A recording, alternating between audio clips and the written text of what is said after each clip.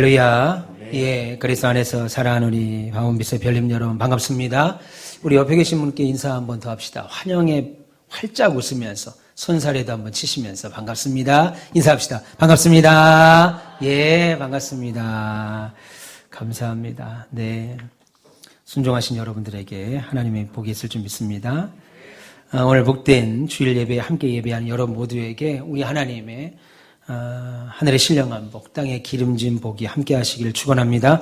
잘 나오셨어요. 오늘 선포되는 말씀을 통해서 하나님께서 여러분들에게 우리에게 허락하신 기쁨을 마음껏 누리면서 참된 행복의 인생을 사는 우리 모두 됐으면 좋겠습니다. 인생 살다 보면 우리의 힘으로는 불가능한, 아니 해결할 수 없는 문제들을 만나죠. 그럴 때 우리는 이제 불안을 느끼지요. 한 예로 수년 전 우리는 코로나라고 하는 눈에 보이지도 않는 작은 바이러스 하나로 불안에 떨었고 고통을 받았습니다. 그런데 그렇게 우리 인생에서 나의 힘으로 통제되지 않고 통제 불가능한 문제, 어려운 문제가 코로나 하나면 좋겠지만 코로나 외에도 살면서 답이 없어 보이는 문제들이 너무나도 많습니다. 그래서 인간의 삶은 늘 불안하죠. 불안하다는 마음은 단순히 어떤 위험이나 어려움 앞에서 느끼는 공포만이 아니라 뭐라고 그럴까요? 어떤 가능성 앞에 서 있는 인간이 느끼는 깊은 흔들림입니다. 무슨 말이냐면 우리는 내일에 내 인생에 어떤 일이 닥칠지 알 수 없지요. 그래서 내일이 불안한 겁니다. 기대를 가지면서 동시에 불안하지요. 혹은 이미 닥친 현실 앞에서 낙심합니다. 또는 딱히 이유는 설명할 수가 없어요. 그냥 무거운 마음 늘 안고 살아갑니다. 성경은 이런 인간의 실제를 외면하지 아니하시고 그런 문제들을 도대체 어떻게 해결해야 되는가 하는 우리의 여러 질문들의 답을 오늘 본문을 통해서 주고 계십니다. 오늘 본문에는 도저히 인간의 생각과 방법으로는 해결할 수 없는 불가능한 문제가 나옵니다. 어떤 문제입니까? 그것은 배고픈 5,000명이나 되는 사람들에게 먹을 음식이 없다라고 하는 문제였습니다. 소위 오병이어다라고 하는 내용이지요. 오늘 이 본문은 이 오병이어의 사건 이야기는 신자들은 뭐 말할 것도 없고 세상 사람들도 너무나도 잘 알고 있는 내용입니다. 우리 주님께서 보리떡 5개와 물고기 2마리로 5,000명을 넘는 사람들을 배멀리 먹이신 사건이죠. 그러면 이렇게 유명하고 저와 여러분들이 익히 잘 알고 있는 본문을 통해서 오늘 우리가 얻을 교훈은 무엇일까요? 오늘 이 이야기를 좀 우리가 여러분들과 하고 싶습니다. 오늘 본문의 내용은 마태복음, 마가복음, 누가복음, 요한복음, 소위 사복음서라고 하는 복음서 모두에 나오는 사건입니다. 오늘 본문은 예수님께서 갈릴리 바다 건너편으로 하루 종일 사역을 하시고 이제 그들과 좀 떨어지기 위하여 갈릴리 바다 건너편으로 건너가셨음에도 불구하고 수많은 사람들이 예수님을 따랐다. 그럼에도 예수님을 따랐다라고 하는 말로 시작을 합니다. 본문 1절과 2절에 그 후에 예수께서 디베랴의 갈릴리 바다 건너편으로 가심에 큰 무리가 계속 따르니 이는 병자들에게 행하시는 표적을 받기 때문이다 라고 말합니다. 그런데 그렇게 따라왔던 그들에게 예수님은 계속 무엇을 하시는가? 동일한 내용이 기록된 누가복음 9장 11절에는 이렇게 말씀합니다. 예수께서 그들을 영접하사 그만 따라와라. 하루 종일 말씀을 들었고 그랬으면 됐으니까 이제 그만해라 라고 하지 않고 오히려 그들을 영접하사 하나님 나라의 일을 이야기하시며 많은 병자들을 고치셨다라고 말합니다. 한마디로 하루 종일 가르쳤던 그들에게 예수님은 그곳까지 따라온 사람들을 수많은 사람들에게 하나님의 나라에 대하여 다시 설교하시고 많은 사람들의 병을 고쳐주셨습니다. 그런데 그 일로 시간이 많이 지나게 되죠. 그래서 누가복음 9장 12절은 이렇게 말합니다. 날이 벌써 저물어 갔다. 다시 말해서 예수님이 전하시는 천국 복음을 듣고 병고침의 소망을 갖고 병을 고치러 온 그 사람들이 예수님의 설교를 듣고 소망을 품고 병을 고치다 보니까 어느새 해가 져버려서 저녁 먹을 시간이 되었거나 아니면 저녁 먹을 시간이 지나버린 거예요. 그러자 예수님은 이들에게 저녁을 주고 싶었습니다. 어제 광화문에서 BTS가 복귀 콘서트를 했습니다. BTS 몰라요? 관심이 별로 없으시구나. 예, BTS. 저 또한 BTS. BTS가 누구예요? 방탄소년단? 아니고 보통 사람들. 예, 우리 모두 다 BTS. 예, 보통 사람들. 그렇게 많은 사람, 어제 수십만 명이 모였다고 하는데 그 사람들처럼 그렇게 수많은 사람들이 모였습니다. 그런데 그 길로 많은 시간이 지났죠. 말씀드린 것처럼 해가 저물었습니다. 그러자 예수님은 그들에게 저녁 식사를 좀 하고 싶었어요. 식사를 좀 주고 싶었습니다. 그래서 제자 빌립을 불러서 한 가지 말씀을 합니다. 그것이 오늘 본문 5절입니다. 예수께서 눈을 들어 큰 무리가 자기에게로 오는 것을 보시고 빌립에게 이르되 우리가 어디서 떡을 사서 이 사람을 먹일 수 있겠느냐라고 하셨어요. 이 말씀을 마태복음 14장 16절에는 이렇게 말합니다. 예수께서 이르시되 너희가 먹을 것을 주어라. 그리고 누가복음 9장 13절에도 예수께서 이르시되 너희가 먹을 것을 주라 라고 말합니다. 한마디로 예수님은 제자들에게 너희들이 이 사람들에게 지금 시간이 밥 먹을 시간이 다 됐으니까 이 사람들에게 저녁 식사를 좀 대접해서 좀 줘라. 이 말입니다. 여러분, 그러자 이 질문을 받은, 이 명령을 받은, 이 오더를 받은 빌립이 예수님께 뭐라고 대답을 해요? 오늘 본문 7절에 보니까 빌립이 대답하되 각 사람으로 조금씩 받게 할지라도 그래도 200데나리온의 떡이 부족합니다 라고 말합니다. 다시 말하면 예수님의 생각은 참 좋은데요. 예수님 말씀은 참 좋은데요. 예수님 말씀대로 이 사람들에게 지금 저녁을 먹으려면요. 이 사람들에게 조금씩만 걷어도 걷는다 손 치더라도 최소 200데나리온의 돈이 더 필요합니다. 이 말입니다. 성경에 보니까 한 데나리온은 성인 남자 하루가 벌어들이는 일당이라고 그랬습니다. 그러면 200데나리온은 약 7개월치 월급에 해당되는 돈입니다. 물론 200데나리온의 가치는 어느 정도인지 우리가 알 수 없습니다만 7달치 월급이라고 볼 때 적은 돈은 아니지요. 그런데 문제는 지금 제자들은 자신의 생계를 버리고 예수님을 따랐기에 그런 돈이 없었다라고 하는 거죠. 그러니까 지금 빌립의 말뜻은 예수님 그 일을 하시는 거 너무 좋습니다. 그래서 우리가 그 일을 하려면 한 200데나리온의 돈 예산이 좀 필요한데 그 예산 대비 참 가치 있는 일입니다. 잘하셨어요. 잘 생각했습니다. 우리 그거 하겠습니다. 이 말이 아니고 우리에게 그런 돈이 어디 있습니까? 우리에게 그런 돈이 없으니 여기 모인 사람들에게 식사 주자는 예수님의 생각은 한마디로 불가합니다. 이 뜻이지요. 한마디로 예수님이 빌립에게 보기 좋게 거절당한 겁니다. 그런데 사실 생각해 보자면 우리가 지금 빌립의 말을 들을 땐 어떻게 예수님의 말을 거절하니? 예수님을 앞에 두고 어떻게 이렇게 믿음 없는 소리를 해? 라고 할지 모르지만 생각해 보면 예수님의 이 말을 들을 때 제자들은 얼마나 황당했을까요? 아니 얼마나 짜증났겠습니까? 생각해 보세요. 자기들도 하루 종일 예수님을 따라다녔습니다.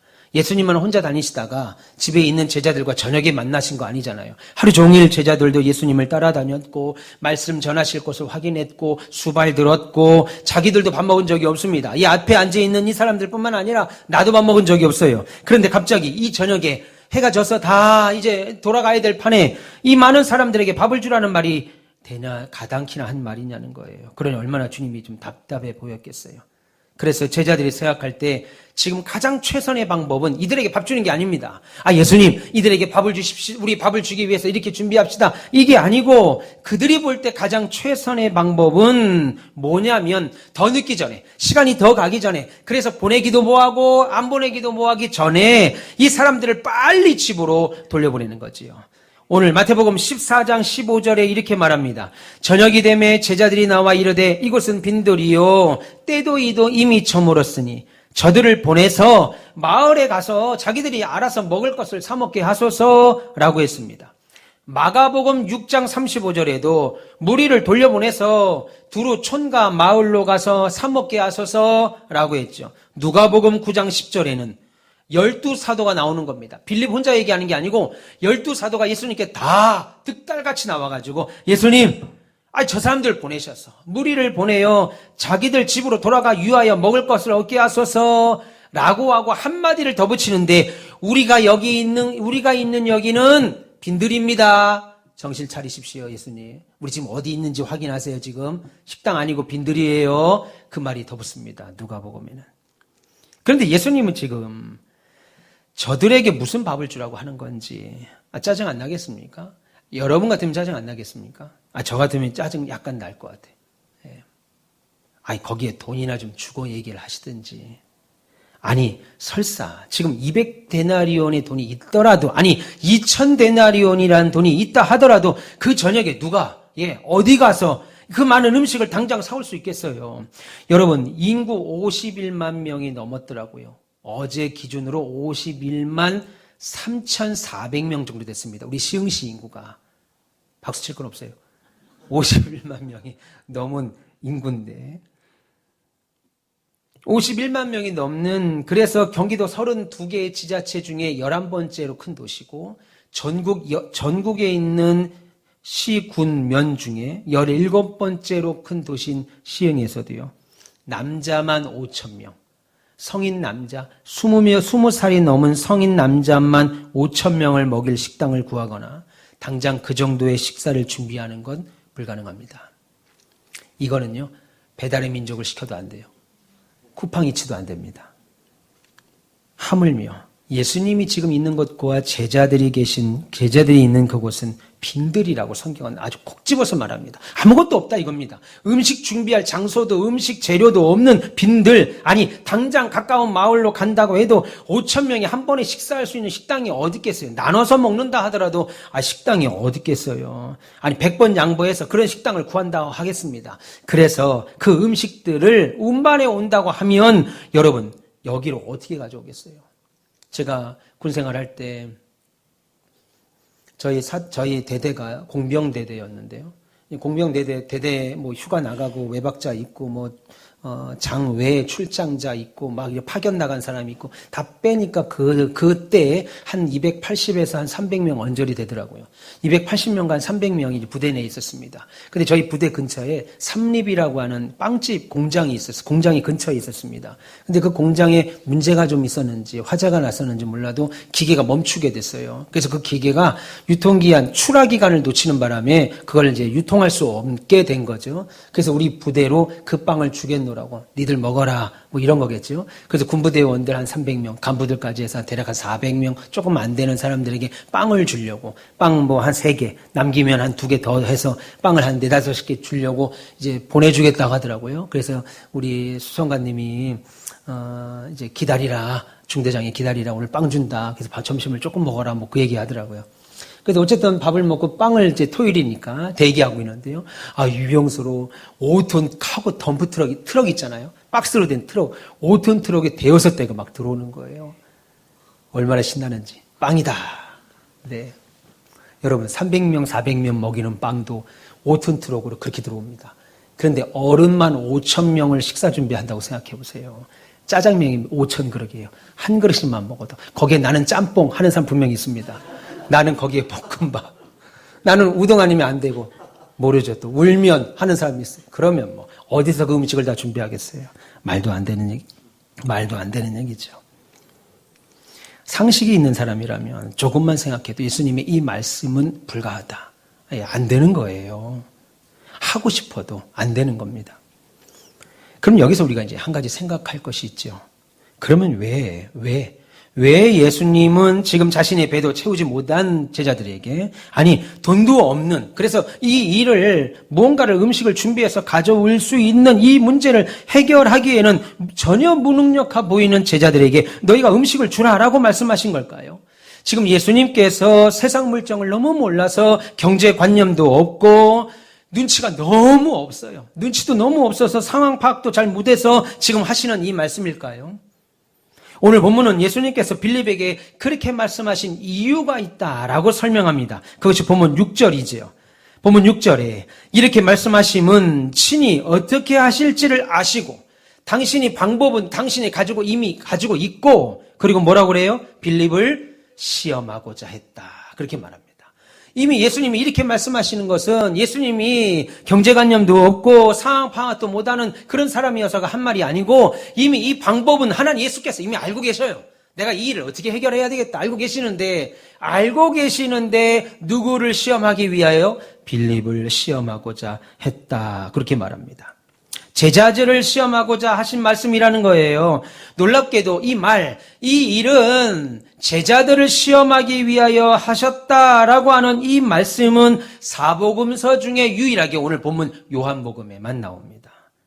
다시 말해서 예수님은 이 일이 쉽게 해결될 문제도 아니고 이 문제를 어떻게 해결하실지도 동시에 이미 알고 계셨지만 모두가 배불리 먹게 되는 하나님의 엄청난 축복 앞에서 제자인 빌립의 믿음을 그리고 당신을 따르는 모든 제자들의 믿음을 시험하고자 그들의 믿음이 어느 정도인가 그리고 그들의 믿음이 어디에 뿌리를 두고 있는가 어디에 근거를 두고 있는가 시험하고자 예수께서 그런 말씀을 지금 하셨다. 그라고 말씀하시는 거죠. 이때 예수님의 제자 안드레가 예수님께 조용히 와서 말합니다. 본문 8절과 9절에 제자 중 하나가 곧 시몬 베드로의 형제 안드레가 예수께 여짜오되 여기 한 아이가 있어 보리떡 5개와 물고기 2마리를 가지고 있습니다. 그렇게 말합니다.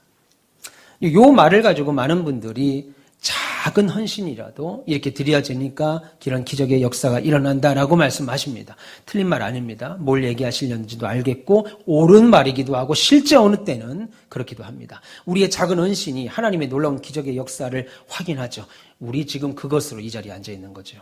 그럼에도 불구하고 오늘 본문은 그 이야기를 하려고 하는 것이 아니죠. 여러분 안드레가 예수님께 옵니다. 그래서 예수님 여기 어린아이가 따라왔는데 지가 이렇게 따라왔습니다. 그런데 자기가 먹으려고 준비한 보리떡 5개와 물고기 2마리가 있습니다. 이것이라도 좀 받아주세요. 이렇게 말하는 거죠. 근데 잘 보면 이 보리떡 5개와 물고기를 드리면서 예수님 이것으로 저는요 5,000명을 다 먹일 줄 믿습니다. 예수님이 하시면 됩니다. 우리는 못하지만 예수님은 됩니다. 할렐루야. 우리는 그리 될 줄 믿습니다. 아무도 아멘을 안 하는 거 보니까 제대로 지금 설교 듣고 있는 거예요. 설교 지금 제대로 듣고 있는 겁니다. 그렇게 안 하고 있다고요. 지금 빌립이 그렇게 말하고 있지 않습니다. 오히려 본문 9절 마지막 절에 보세요.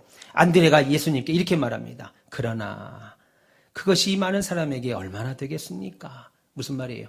이게 뭔 소용이 있겠어요? 안드레는 지금 당시 어린아이 한 끼 도시락인 작은 보리떡빵 5개와 물고기 2마리 보면서 예수님 우리가 가진 게 이건데 이게 단데 이거 가지고 되겠습니까? 그러니까 예수님이 말씀하신 그거 안 되는 거예요. 빨리 지금 돌려보내는 것이 최선입니다. 빨리 집으로 돌려보내세요. 시간 더 늦기 전에. 이 얘기죠. 여러분 지금 자신의 손에 있는 것이라고는 아이가 먹어야 할 작은 도시락 하나인데 우리가 먹여야 될 사람들은 지금 몇 명이라고 그러는 거예요? 본문 10절 마지막 끝에 한번 보세요. 본문 10절 끝에 보시면 그들의 숫자는 5,000명이다 라고 말합니다. 여러분 그 당시에 여자와 어린아이는 숫자에 넣지 않았기 때문에 지금 이 5,000은 여자와 아이를 뺀 20살이 넘은 헬라식의 유대식의 계산법으로 따지면 20살이 넘은 성인 남자들만 센 숫자니까 여자아이와 여자들과 어린아이와 20살이 되지 않은 청소년까지 합치면 대략 2만 명이 넘는 엄청난 숫자입니다. 그런데 그 숫자에 비해서 지금 자기들이 가진 것은 너무나도 보잘것없죠. 작은 도시락 하나니까 이거 가지고는 안 되는 거예요 라고 교부제를 지금 보여주는 거죠. 예수님 우리가 가진 게 이건데 되겠습니까? 그러니까 지금 빌립, 안드레, 다른 제자들 모두가 예수님이 지금 너희들이 저녁 식사를 좀 줘라 라고 하는 이 말은 불가능하다. 처음부터 안 되는 겁니다. 할 수 없는 겁니다 라고 말하는 겁니다. 여러분 지금 예수님을 하루 종일 따라다녔던 이 사람들은 자기 저녁 식사조차도 준비해 오지 못할 정도로 가난한 사람들, 일반 서민들이었습니다. 그러나 예수님은 결국 이들에게 음식을 먹이지요. 그런데 우리가 여기서 또 한 번 이해할 수 없는 모습을 확인하는데요. 본문 10절 한번 보세요. 도시락을 받은 예수께서 이르시되 이 사람들로 앉게 하라 하시니 그곳에 잔디가 많은지라 사람들이 앉으니 수가 5,000명쯤 됐다. 그렇게 말합니다. 여러분 예수님은 아이의 작은 도시락을 받고 제자들에게 명령합니다. 여기 사람들 지금 이제 앉혀. 50명씩 앉혀. 동일한 기록이 기록되어 있는 누가복음을 보면 50명씩 앉혀라. 50그룹씩 모아라. 만약에 5,000명이라고 하더라도 50그룹이 모이면 몇 그룹이에요? 그렇죠. 100그룹이죠. 우리 교회 천재 있으시다. 바로 나오시네. 100그룹. 100그룹. 제가 신학교 때 이제 마지막 졸업여행을 해외로 갔어요. 그리스로 갔는데 제가 거기서 지니어스 막 그러더라고요. 천재라고. 제가 천재가 아닌데 막 저한테 천재라고 그래요. 햄버거를 선상 배 위에 이제 크루즈를 타고 이제 지중해를 넘어가는데 배 위에서 이제 햄버거 가게가 있었어요. 햄버거 가게가 있는데 우리 같은 조원이 26명쯤 됐나? 28명쯤 됐나? 그래서 이제 햄버거를 똑같은 뭐 세트고 뭐 크게 없으니까 뭐 A 세트를 샀다고 하겠습니다. 아, A 세트를 주세요. 가서. 이 말 왜 하는지 알겠죠? 네, A 세트를 주세요. 그랬더니 몇 개 주면 됩니까? 그랬더니 그분이 점원이 저한테 그래요. 제가 28개입니다. 그랬더니 28개를 만약에 하나당 2,500원이다. 그러면 2,500 더하기 2,500 더하기 2,500 더하기 2,500 더하기 2,500 더하기 2,500 더하기 이러고 있더라고요. 2,500 더하기 2,500 더하기 진짜. 그래서 제가 우리나라 한국 사람 뭘 외우고 있어요? 구구단 딱딱딱딱딱 얼마입니다. 그랬더니 자기들이 아니래. 계산을 또 해보는 거예요. 그럼 금액이 딱 맞잖아요. 나보고 지니어스 천재라는 거예요. 나보고. 여러분들 다 천재입니다. 구구단 알고 계시잖아요. 89? 98? 89는 알고 89는 알고 98은 모르겠어요? 89? 98 아직 모르겠대. 89 뭐라고요? 98에? 그렇죠. 바로 나오잖아요. 그들이 볼 때 기절합니다. 8을 8개를 곱했는데 일일이 다 계산하는데 나중에 돈을 주는데도요. 달러로 다 바꿨잖아요. 제가 그때 총무였어요. 그래. 달러를 바꾸는데 다 하나씩 주시라고. 이야, 여러분들 천재들입니다. 다시 돌아오셔요. 예. 50명씩 5,000명이라 하더라도 100그룹입니다. 100그룹을 앉혔다. 그렇게 말합니다. 근데 여기서 주목할 것은 50명씩 무리를 지어 자리에 앉기까지는 아직까지 아무 역사가 안 일어난 거예요. 한마디로 오병이어의 기적이 안 일어났습니다. 근데 예수님의 손에 있는 것은 어린아이의 작은 도시락인 보리떡 5개가 다예요. 그럼에도 불구하고 제자들이 예수님의 그 말씀을 듣고 시키는 대로 사람들을 앉힙니다. 50명씩. 물론 제자들의 손에도 떡과 고기가 전혀 없었어요. 그런데 예수님이 50명씩 앉혀라, 그룹으로 져서 앉혀라 라고 하니까 제자들이 그 말씀에 순종했다는 겁니다. 우리야 이 말의 뜻을 알고 들으니까 하나도 이상할 게 없죠. 당연히 빵과 물고기를 배불리 먹을 정도가 아니라 막 12강조리까지 남았다는 걸 이미 알고 있습니다. 그래서 그렇게 먹으려면 예수님이 50명씩 나눠 앉으라는 게 당연하지. 그렇게 앉아야 순리 있게 순서 있게 빨리빨리 먹고 나가지 하지 않겠냐는 거죠. 그런데 지금 날이 어두워져서 빨리 돌려보내지 않으면 더 늦으면 원성에 살 수 있는 이런 상황에서 오히려 예수님은 50명씩 앉히라는 게 납득이 안 될 겁니다. 근데 여기 성경의 헬라어 원뜻 앉히라라고 하는 말은 그냥 sit-down이 아닙니다. 자리 앉자, 자리 앉자 이 말이 아니고 식사 자리 만들어라 이 말입니다. 우리말로 뭐하면 뭐하겠어요? 성민아 가서 그렇죠. 상 펴라 이 말입니다. 야 가서 상 펴라, 젓가락 좀 놔라, 숟가락 좀 놔라 이 말입니다. 근데 먹을 게 하나도 준비 안 됐는데 집에 가서 여러분 자녀들 한번 해보세요. 밥도 아무것도 반찬도 안 했는데 상 펴라 하면 여러분 자녀들 상 펴는 거 한번 보세요. 숟갈 젓가락 놓는 거 한번 보세요. 즉 그 말입니다. 앉히시니라는 말은 그냥 자리에 앉아 이 말이 아니고 식사 자리에 앉는다라고 하는 뜻입니다.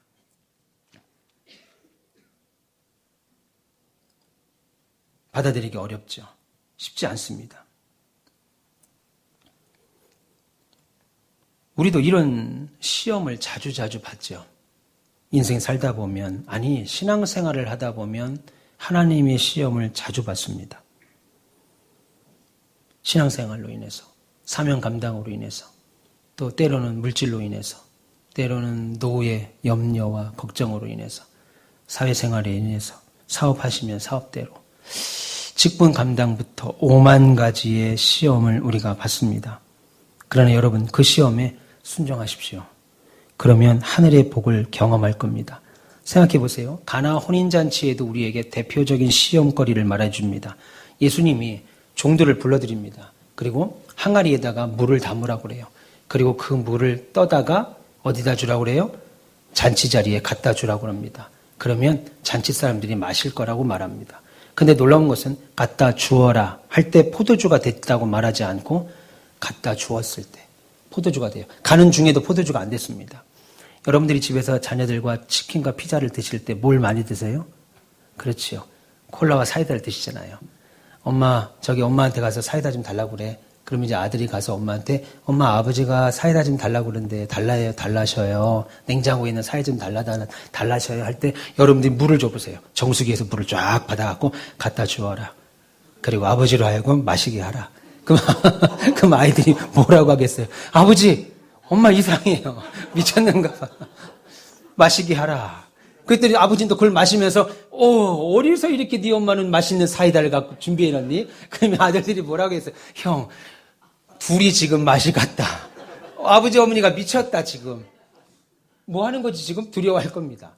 여러분 가나 혼인잔치의 포도주가 갖다 주어라 할 때 이 포도주가 된 게 아니고 갈 때까지도 물이었습니다. 근데 그들이 마실 때 포도주가 되어서 사람들이 뭐라고 그랬어요? 보통은 잔치 전에 좋은 것을 주고 취한 다음엔 못된 것을 주는데 이 집은 어떻게 처음부터 좋은 것을 주고 나중엔 더 좋은 것을 주느냐라고 말하죠. 시험입니다. 시험. 11절 보세요. 그 결과 예수께서 떡을 가져 축사하신 후에 앉아있는 자들에게 나눠주시고 물고기도 그렇게 그들에게 주시니라 하지 않고 그 사이에 뭐가 들어있어요? 그렇죠. 원대로. 저기요, 물고기 5마리만 주세요. 원래 2마리씩만 주려고 그랬는데, 5마리 주세요. 뭐, 해놓으면 5마리 다 주라는 거예요. 저 보리떡 7개 먹고 싶어요. 그럼 7개 다 주라는 거예요. 원래는 3개씩만 나눠주려는데 자신의 원대로, 요한복음에만 나와있는 말씀입니다. 그들의 원대로 하나님이 예수께서 떡을 다 베푸셨습니다. 넉넉하게 받았습니다. 심지어 12절과 13절에 배불리 먹고 남은 것을 거두니 보리떡 5개로 먹고 남은 조각이 12바구니에 가득 찼다라고 말합니다. 여러분, 어떻게 이런 일이 일어날 수 있는 거예요? 설명하기 어려운 신비지요. 설명한다고 한들, 실제 저와 여러분이 봤다고 한들 그것을 어떻게 설명할 수 있겠어요? 여러분, 주님은 오늘처럼 이 본문처럼 우리의 삶에 말로 다 할 수 없는 주님의 역사들과 기적들을 우리에게 확인시켜줬고 여러분들은 다 체험하고 지금까지 살아오셨어요. 그러면 오늘 이 오병이어의 사건에서 우리가 배울 수 있는 것이 뭡니까? 바로 하나님은 저와 여러분들을 시험하신다는 거예요. 오늘 이 아침에 예배당에 나오러 주의를 지키러 이 시간에 나올 때조차부터 우리를 시험하셨습니다. 여보 빨리 좀 일어나. 여기 교회 가려면 좀 이왕에 갈 거 좀 일찍 가자. 부터 시험이죠. 여보, 날씨가 오늘 너무 좋다, 오랜만에. 오늘 꼭 교회 가야 되나, 이렇게? 교회 간 데는 5만원씩 주는 것도 아닌데. 교회가 끝나고 여러분들에게 10만원씩 주면 또 올 수도 있지요. 내 돈 내고 오는 것 같은데, 교회 가면. 오늘 좀 쉬자. 내가 어제까지 너무 피곤했는데 오늘 쉬자. 이 시험부터 시작해서. 예.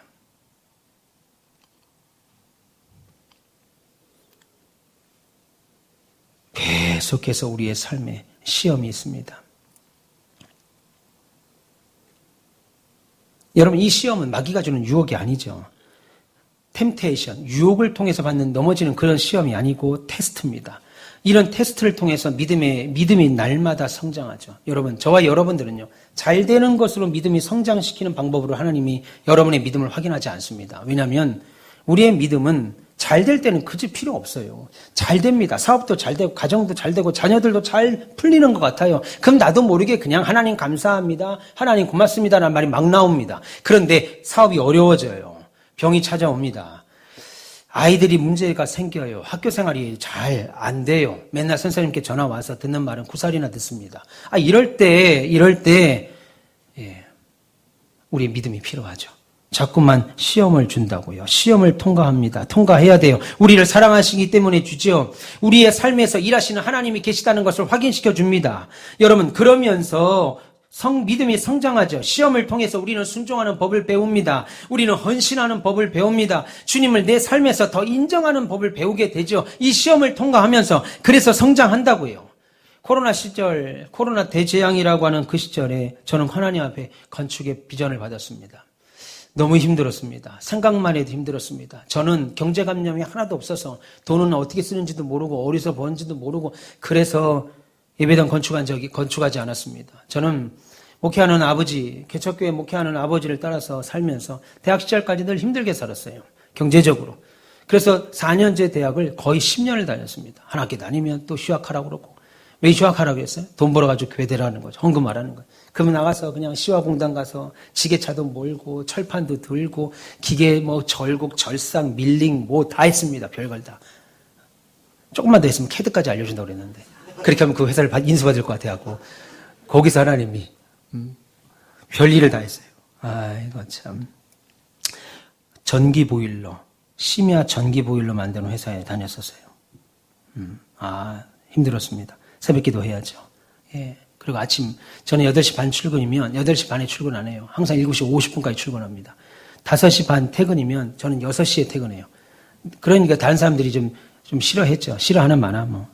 수요일 날, 금요일 날 철야를 못하니까 저 혼자 일할 분량은 월, 화, 목요일 날 혼자 남아서 예, 조립하고 그것도 안 되면 토요일 날 저녁에 가서 혼자 제가 해야 될 일은 제가 했습니다. 사장이 좋아했죠, 뭐. 아니, 그렇게 해야 되는 것이 당연한 줄 알고. 그러니 여러분 생각해 보세요. 대학을 1년 다니고 휴학 가서 또 열심히 돈 벌어서 헌금하고 막 이런 일들을 하던 저희가 단 1,000원이라도 얼마나 돈에 힘이 있는 건 누구보다 제가 잘 알고 있었어요.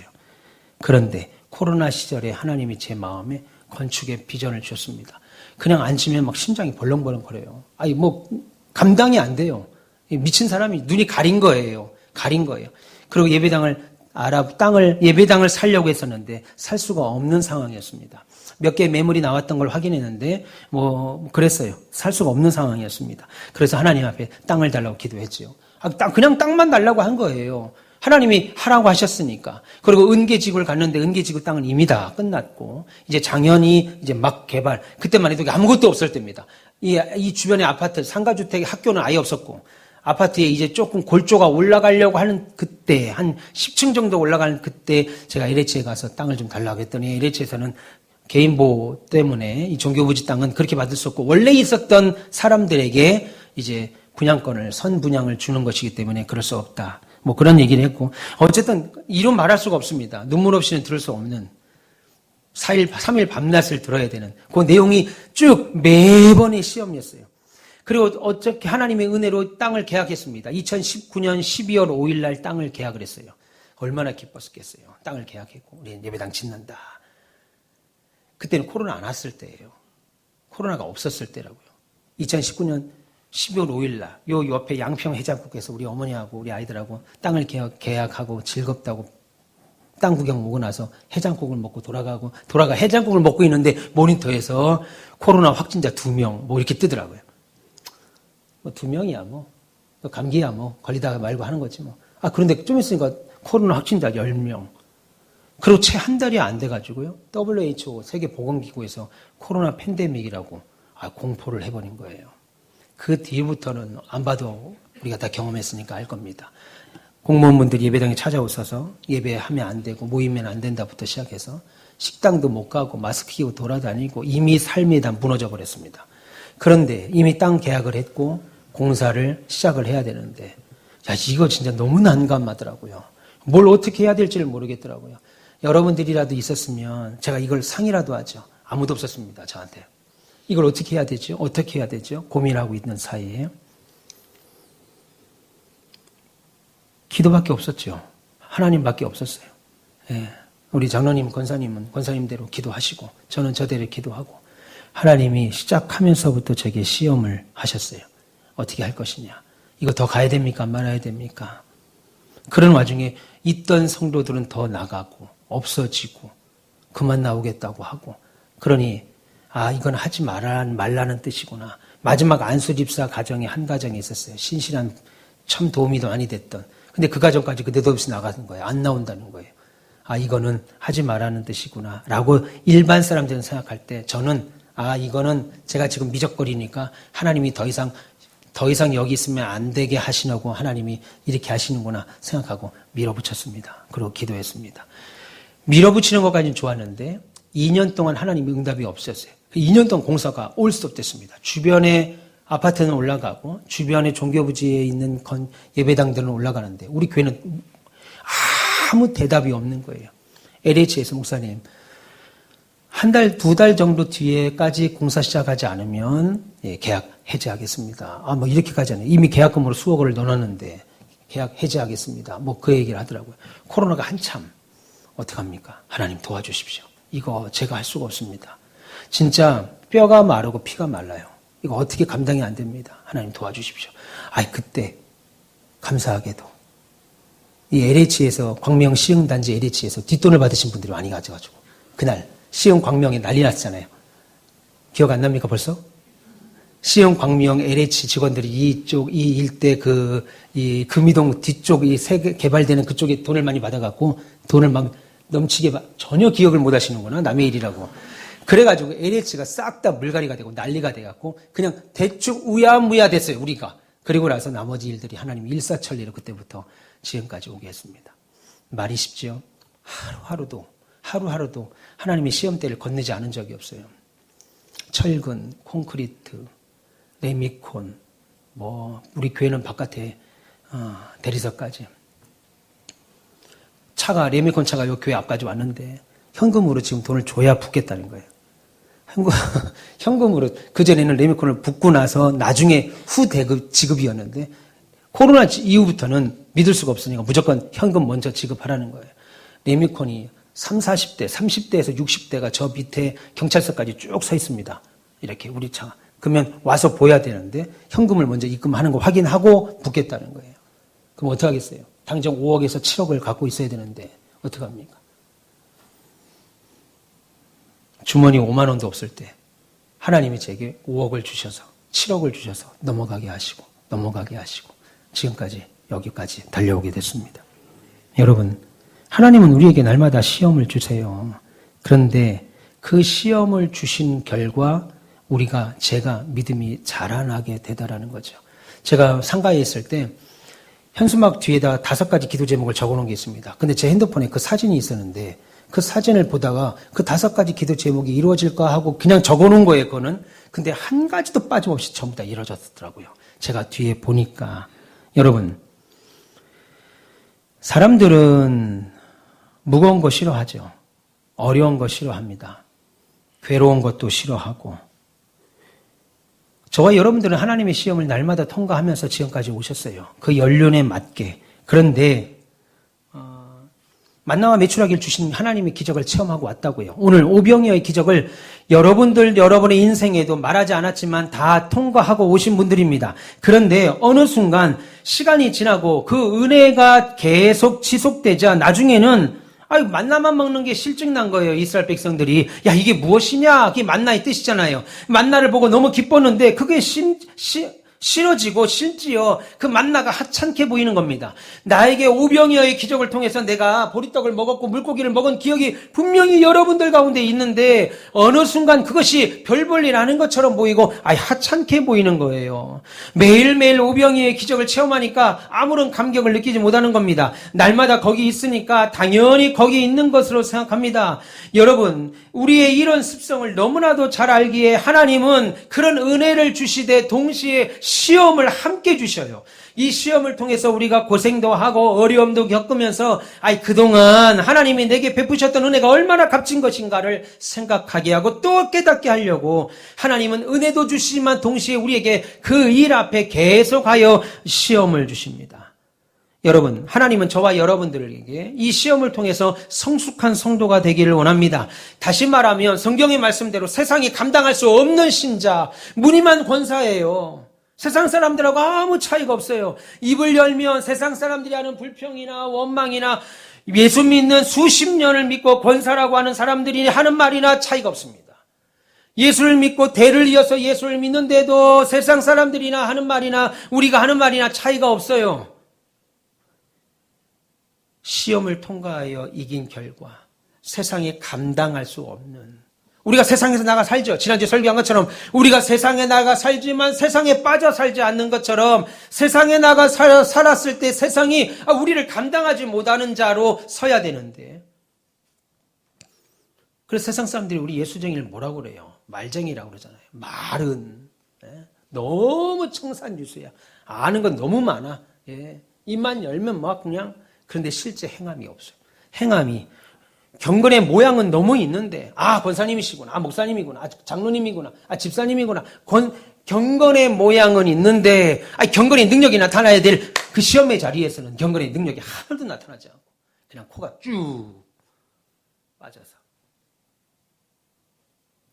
여러분, 하늘로부터 만나를 내려 이스라엘을 먹이시던 그 동일한 손이 지금 오병이어의 기적으로 5,000명을 먹이셨습니다. 그래서 이 기적의 결과 뭐예요? 본문 14절 한번 보세요. 우리에게 시험을 하신 결과 14절입니다. 같이 읽겠습니다. 시작. 그 사람들이 예수께 행하신 표적을 보고 말하되 이는 참으로 세상에 오실 그 선지자시더라 라고 고백합니다. 이것이 우리에게 시험을 주시는 목적입니다. 그 문제 나 못할 건 줄 알았어. 나 못했어. 감당이 안 될 줄 알았어. 이루어질 수 없는 줄 알았어. 근데 내가 믿음으로 결단하고 결국 믿음의 편에 서고 하나님 편에 서서 이루어진 걸 보니까 내가 예수 믿기 너무 잘했네. 하나님은 살아계시구나. 예수님은 살아계시구나. 그가 세상에 오실 진짜 선지자시구나. 메시아시구나. 이것이 우리에게 시험을 주는 목적입니다. 우리 앞에 보리떡 5개와 물고기 2마리로 5,000명 먹이시고 12강주리를 남을 만큼 풍족히 주셨죠. 그 결과 이분이야말로 하나님의 그리스도십니다 라고 베드로의 고백이 나오게 되죠. 주는 그리스도시요. 스승인 줄 알았는데 그냥 말 잘하는 사람으로 알았는데 나보다 조금 더 깨어있는 선각자, 선구자 정도로 알았는데 주는 그리스도시구나. 살아계신 하나님의 아들이십니다 라고 하는 고백이 나오게 되죠. 이 고백은 베드로뿐 아니로 안드레뿐 아니고 빌립뿐만 아니고 저와 여러분들의 입에서 나오는 고백 아니겠어요? 주님은 오늘도 이 고백을 듣기를 원하십니다. 하나님은 그리스도십니다. 참으로 세상에 오실 메시아가 하나님이시고 예수님이십니다 라고 고백하죠. 사람들은 무거운 거 싫어, 어려운 거 싫어하고 무거운 것도 싫고 십자가 지는 거 더더욱 싫습니다. 그냥 주일날 교회 한번 나와도 주님께서 주시는 은혜 그리고 복 받기 원하지요. 심지어 십자가 없이 부활이 기다려지고 고난 없이 영광이 있으면 좋겠다고 생각합니다. 그러나 십자가 없이 부활이 없고 고난 없이 영광이 없다는 것을 가르치기 위하여 우리에게 몸소 고난을 보셨고 주님은 십자가를 지셨습니다. 그거 우리가 장로님 기도하신 대로 다음 주부터 지키는 종려주일과 고난주간의 의미 아니겠습니까? 순종하지 않고 복받기를 바라고 헌신 없이 상받기 바랄 수 없습니다. 씨를 뿌리지 않고 심지 않으면 거둘 것이 없다고 말했습니다. 오늘 이 사건이 제자들이 예수님을 새롭게 보는 계기가 됐습니다. 그것이 신앙생활이에요. 우리가 가진 사명의 어려움, 인생의 여러 풀지 못하는 문제들은 예수께서 하실 거예요. 우리가 못합니다. 제가 지금까지 목회 오면서 한 가지 분명한 것은 목회는 제가 하는 게 아니었어요. 제가 열심히 설교 준비하고 설교하고 제가 열심히 신방하고 목양하고 연락하고 문자하고 전화하고 나오세요 그 마음을 흔들어도 그 일은 결국은 하나님이 하셔야 되는 거였습니다. 제가 뭐라고 이 시간에 여러분들을 모을 수 있어요? 제가 뭐라고 여러분들에게 하나님 말씀을 선포할 때 은혜를 받게 할 수 있겠어요? 성령께서 여러분들 가운데 임하셔야 불가능한 일입니다. 머리로는 알아듣겠는데, 목사님 말씀 머리로는 알아듣겠는데, 예수님이 오늘 하신 말씀 머리로는 알아듣겠는데, 믿지 않는 자들이 돼서는 안 됩니다. 모든 것을 우리를 위해서 공급하신 하나님이 예수님이 지금 우리와 함께 계시다고 믿으시고 우리에게 오병이어의 기적을 이루시고 그 기적의 보리떡과 물고기를 우리를 통하여 나누기를 원하죠. 그래서 우리를 날마다 시험하십니다. 그 일을 감당하려면 믿음이 있어야 하겠기에 우리를 날마다 시험한다고요. 사랑하는 가운데서 별님 여러분, 오늘 본문은 우리에게 인생의 전략 하나를 가르쳐 주지요. 그것은 문제로부터 시작하지 말고 예수님으로부터 시작하라는 겁니다. 오늘 예수님은 이런 명령을 하신 이유를 시험하시고자 했다. 이런 말도 안 되는 이야기들을 할 때 시험하시고자 했다. 여러분 신앙생활 가운데 말도 안 되게 부딪히는 일들이 있습니까? 여러분들 인생 살면서 이거는 내가 믿음을 지키기가 너무 어려워하는 것이 있습니까? 그것을 시험하시고자 했다. 목사를 시험하시고자 했다. 여러분 예배당 건축은 이미 끝났습니다. 그런데 제게 예배당 건축 이후에 하루도 빠짐없이 하나님이 시험하십니다. 매일 저를 달아보신다고요. 달아보십니다. 또 달아보십니다. 그래서 느부갓네살 왕이 다니엘 앞에서 느부갓네살 왕이 이스라엘에서 가져온 수많은 성전에 있었던 물건들로 술 마시고 1000명의 기인들과 함께 먹고 마실 때 손가락에 나와서 벽에 뭐라고 썼어요? 메네메네 데겔 우바르신이라고 썼습니다. 무슨 말이에요? 달아보고 세어보고 세어보아도 부족하다. 그날 하나님이 독충을 보내어서 느부갓네살 왕, 벨살살 왕을 죽이게 만듭니다. 달아봤는데 내가 하나님의 믿음의 저울로 달아봤는데 근수가 안 나간다 이겁니다. 최경선 목사를 달아봤는데 우리 장로님들을 달아봤는데 우리 권사님들을 믿음의 저울로 달아봤는데 달아보고 줄자로 재보고 재봐도 부족함을 배워서 하나님이 나누셨다. 안 돼. 그거 안 돼. 그래서 그날로 그 나라가 망하게 되죠. 여러분, 저와 여러분들은 하나님 앞에 날마다 달아보고 재어짐을 받을 때 그 믿음, 그 시험에서 승리하는 은혜가 있기를 축원합니다. 할렐루야. 네, 인생의 문제 대하실 때 문제부터 붙들지 마세요. 예수님으로부터 시작하는 사람이 결국 승리합니다. 왜요? 문제부터 붙들면 우리의 마음이 먼저 무너져요. 문제 먼저 딱 붙드는 순간 우리의 마음이 무너진다고요. 사람 바라보면 실망하죠. 그러나 하나님으로부터 시작하면 물론 현실은 여전히 어렵더라도 우리의 영혼은 흔들리지 않습니다. 오늘도 하나님이 나와 함께 하신다. 오늘 오병이어의 기적을 체험한 그들 집에 가서 생각해 보세요. 오병이어의 놀라운 기적을 체험한 그들이 집에 가서 그 다음날 아침부터 일어나는 삶의 문제로 또 괴로워했을 겁니다. 우리 주님께 가면 이 엄청난 기적을 체험했어. 그 기적 가지고 죽을 때까지 살아가는 사람 없고 그 다음날부터 또 카드값 내는 거, 월세 내는 거, 자식 교육시키는 거, 사업하는 거 이걸로 늘 고민하고 문제로 삼는다고요. 그래서 여러분, 현실은 여전히 어렵더라도 문제만 잡고 있지 않고 하나님 바라보면 영혼이 흔들리지 않아요. 우리의 믿음이 흔들리지 않습니다. 오늘 우리의 삶에도 각자의 문제들이 있죠. 문제라고 말하기도 어려운 도저히 감당 안 되는 일들이 있으실 거예요. 질병의 문제, 관계의 문제, 미래의 불안, 노후의 안정, 신앙의 침체, 사명 감당 등 이루 말할 수 없는 어려움들이 있을 겁니다. 그때 먼저 해야 될 것은 문제 앞에 앉아서 계산기 두드리는 것이 아니고 계산하는 것이 아니고 우리의 구주 해결자이신 예수님을 먼저 보는 거죠. 그리고 그 주님께 우리의 상황을 고백하는 겁니다. 기도하는 겁니다. 가지고 나오는 겁니다. 그분의 얼굴 구하고 그분의 도우심 기대하고 끝까지 기다리십시오. 그러면 분명 우리의 주님은 우리의 머리를 들게 하실 것이고 싸움의 한복판에서도 다시 노래하게 하실 겁니다.